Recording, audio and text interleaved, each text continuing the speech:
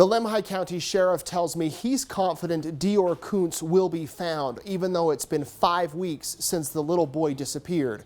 Today, in an exclusive interview, the sheriff sat down with me and told me what happens from here with the case. Absolutely nothing has been ruled out. Sheriff Lynn Bowerman has no idea what happened to DeOrr Kunz, but he's 99% sure the 2-year-old was at the Timber Creek Campground on July 10th. Do you believe it was an abduction? You know, personally, I think an abduction is one of the least likely events. Primarily, the information we have is Grandpa's watching the child. He tells me he looks away momentarily. When he looks back, he's gone, and he's assumed he's gone over the bank.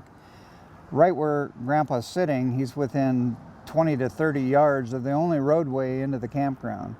And absolutely no one was seen at that lower campground coming or going.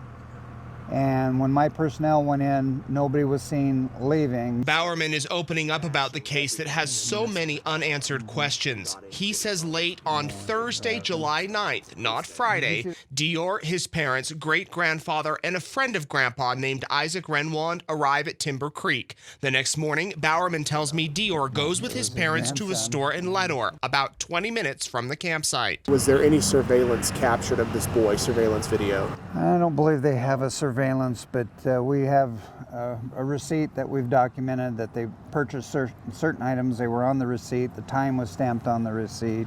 And so we believe, you know, that's where they went. Did they stop any other places on their way up to Leadore? Yeah, they stopped to get some diesel fuel. Diesel fuel. Yeah. Any surveillance video at that gas No. station? After the Friday shopping trip, the family returns to camp. DeOrr's parents say they're going exploring and leave the child with great-grandpa. Where was Mr. Reinwand during all of this? He was in the same general proximity. The creek is just over the bank.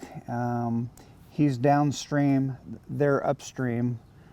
They're all within probably 100 to 150 feet of each other. The parents return, can't find DeOrr, and call 911. Weeks of extensive searches focusing on a 3-mile radius around the campsite result in nothing. Meanwhile, DeOrr's parents, DeOrr Kunz Sr. and Jessica Mitchell, along with the grandfather, are questioned by Lemhi detectives. Those three have been very cooperative.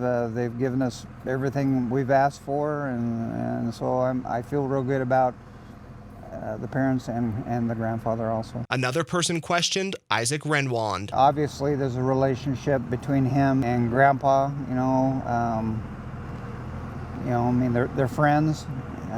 But prior to that trip, he had never met Mom or Dad. You know, I'm not getting any feeling that he's not being truthful. I think he's been very truthful, and I appreciate his help.